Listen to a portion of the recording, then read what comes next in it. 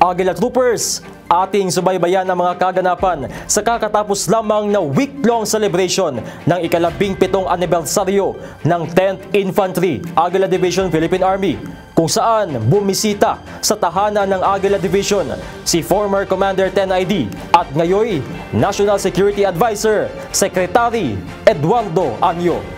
Narito ang report.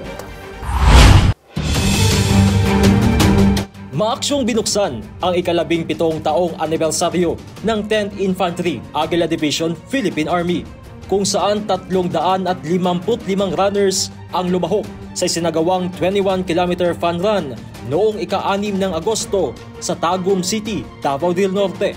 Hindi lamang mga kasundaluhan, pati mga military dependents at sibilyan ay nakitakbo rin sa naturang aktibidad sa ilalim ng 5 running categories. Kitang-kita sa mga mukha ng mga runners ang saya sa kabila ng pagod at hirap sa takbuhan. Naki-rock and roll naman ang buong Aguila Troopers at mga bisita sa Aguila Battle of the Bands noong ika-7 ng Agosto. Nagpamalas ng talento at hilig sa musika ang mga banda mula sa mga infantry brigades, battalions at iba pang unit. Nasungkit ng 48 Infantry Guardians Battalion ang 3rd place. Sumunod naman ang 10th Division Ka Affairs Unit at tinanghal na kampiyon ang 25th Infantry Fireball Battalion.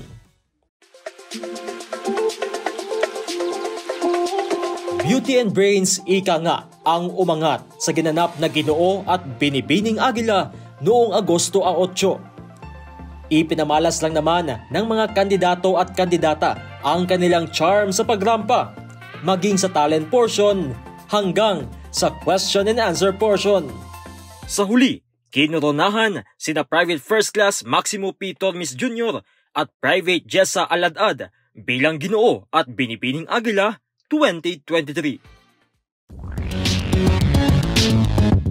Isa sa pinaka-inaabangan sa anibersaryo ng 10ID ang Aguila Patrol Challenge, kung saan 11 infantry squads ang nagpamalas ng kanilang lakas at bilis sa iba't ibang squad challenges. Andyan na ang troop leading procedure, improvised explosive device detection, endurance fighting, battle drills, knot tying at rappelling. Matapos ang 3 araw na Aguila Patrol Challenge noong Agosto 8 hanggang 10 ay nasungkit ng 39th Infantry Smash M Battalion ang kampyonato.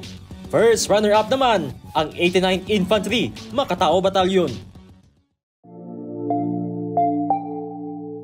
Time out muna sa palakasan at pinamangha ng 17 kasundaluhan ang mga nanood sa ginanap na kauna-unahang spoken word poetry ng Aguila Division noong 9 ng Agosto. Napaiyak, napatawa at iba pang emosyon ang naranasan ng madla dahil sa handog nilang mga tula na nakasentro sa tema na sundalo at pamilya. Pumangibabaw ang entry ni Candidate Soldier Bea Tancio, isang indigenous people mula Talaingod, Davao del Norte, matapos niyang isinalaysay ang pangarap niyang maging sundalo para sa dangal ng kanyang pamilya at tribong Atamanobo. Siyempre, di mawawala ang paligsahan sa lakas sa ginanap na Aguila Olympics 2023 noong 11 ng Agosto. Nagtagisan sa bilis at stratehiya ang 6 na color teams sa iba't ibang paligsahan. Itinanghal na kampiyon ang 1003rd Infantry Raptor Brigade. Umalingaw-ngaw ang firing range sa pagdagsa ng mga kalahok sa ginanap na Commander's Cup 2023 noong Agosto 12, kung saan pinangunahan ni Davao de Oro Governor Dorothy M. Gonzaga at Davao de Oro 2nd District Representative Ruel Peter Gonzaga ang opening ceremony. Ipinamalas ng mga partisipante ang kanilang iba't ibang shooting skills sa pag-asinta ng bawat target. Nasungkit ng Team Ruel Peter Gonzaga ang 2nd place, samantala 1st place naman ang Aguila 1 10ID Command Group. Pinasalamatan naman ng 10ID ang mga partner stakeholders sa ginanap na Stakeholders Recognition noong Agosto 14. Binigyang diin ni Commander 10ID Major General Jose Ariel Diembra ang importansya ng mga stakeholders sa pagkamit ng 10ID sa tagumpay na Davao Region Insurgency Free at iba pang peace-building outputs, katuwang ang iba't ibang sangay ng pamahalaan at maging ng pribadong sektor. At sa mismong araw ng pagdiriwang ng ika-17 taong anibersaryo ng 10ID, ay bumisita sa tahanan ng Aguila Division si former Commander 10ID at ngayon National Security Advisor at Director General of the National Security Council, Secretary Eduardo Anyo, kung saan ibinahagi ni Secretary Anyo ang kanyang kasiyahan sa nakikitang bunga ng kapayapaan at kaayusan sa area of operation ng 10ID na resulta ng mga sakripisyo ng mga kasundaluhan sa loob ng 17 taon. But look at where we are now. It is very reassuring to know that the seeds we planted several years ago are bearing fruitful yields and are continually watered and nourished by the sweat and blood of our entire force.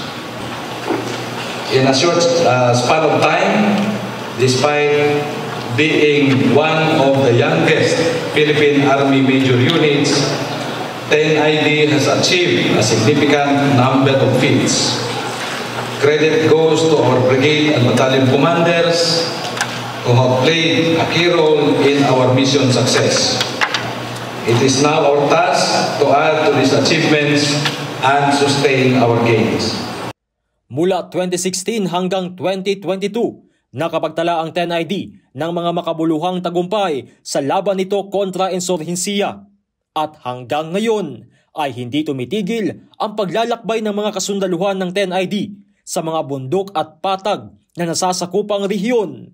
Masiguro lamang na hindi na muling luluha pa sa takot at pangamba ang buong Southeastern Mindanao dahil sa insurhensiya.